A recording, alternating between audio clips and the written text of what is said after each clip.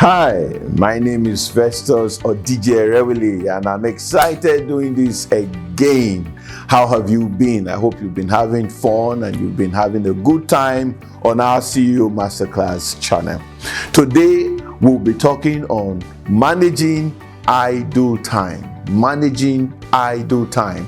And idle time, I must tell you, is one of the most controversial issues at the workplace. The reason is, who determines the idle time? Who determines what is called an idle time? Well, allow me to say that basically it's usually the employer, because he's paying for time being used and time not being used. So idle time is that time allotted to unproductivity. And I always say that idle time is self-allotted.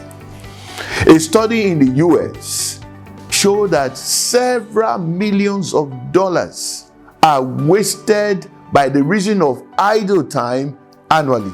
In fact, putting the figures specifically, over $120 million are lost annually. That gives you an average of about $10 million every year, every month for idle time.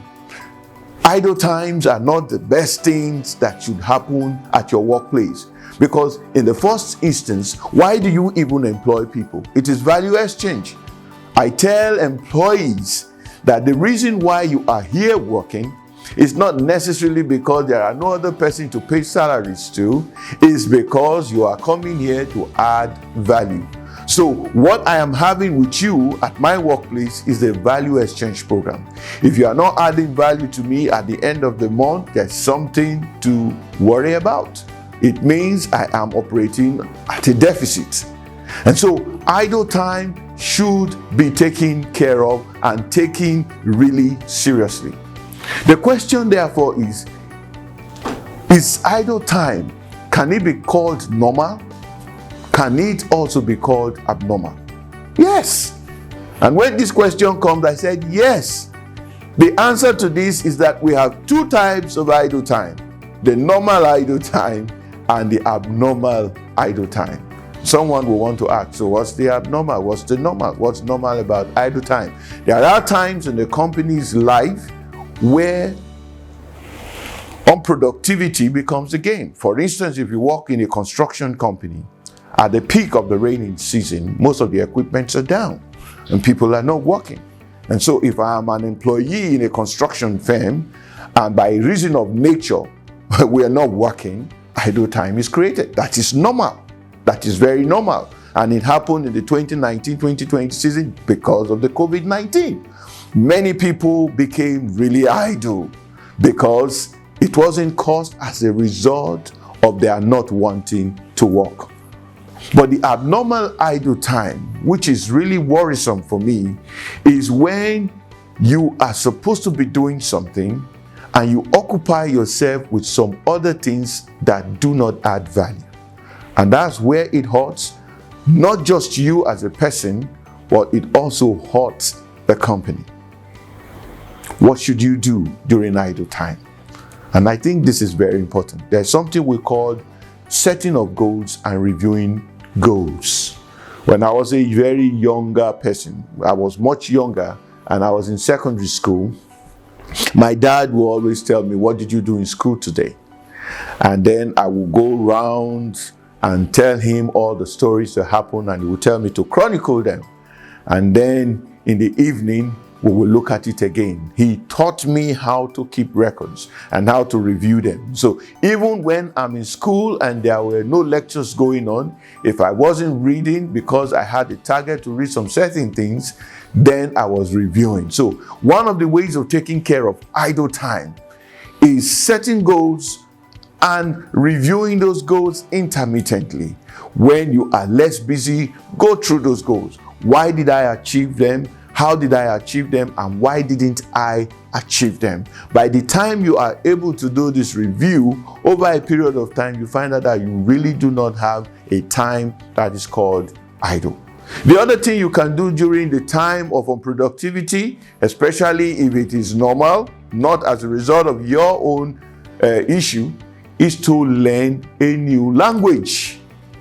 There are people who love languages, and I'm one of them. Try as much as possible to learn a new language. Enroll for a French class, enroll for a Spanish class, even a Chinese class. While I was working in Benin then, I was so amazed when I saw a 17-year-old girl. 17-year-old girl. I was in one of the Chinese company, and they called this 17-year-old girl to come and interpret because the MD of that company could not speak English. And it was a 17-year-old Benin girl. And I asked her, where did you learn Chinese language? And she said, right here in Benin. She didn't go to China, but she was so good, so fluent, that she became the company's interpreter. Now, the world is becoming so small that there is nothing that is irrelevant anymore. You don't know who will be needing those skills. The other thing you can do with your idle time is listening to audiobooks. Try to learn something at the time you are not being productive.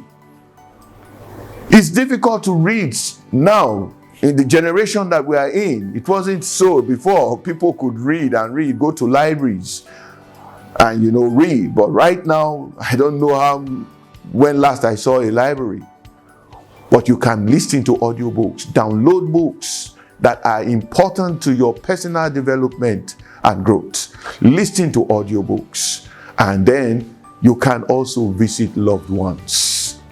Sometimes when I see people cry when they lose their dear ones, they don't just cry because the person had gone, because that is a common denominator to humanity. Every one of us one day will have to leave. The reason why people cry is because of the time they thought they would have spent that they didn't spend. And so this is an opportunity. During your idle time, what should you do? Call loved ones. Visit loved ones. Go for holidays if you can. And just have a time to relax with the family. Idle time, like I said, they are self-allotted. And you can do yourself a favor by doing some of these things that we just talked about. I hope these helped. See you next week by the grace of God when we shall be coming your way again. Thank you and God bless.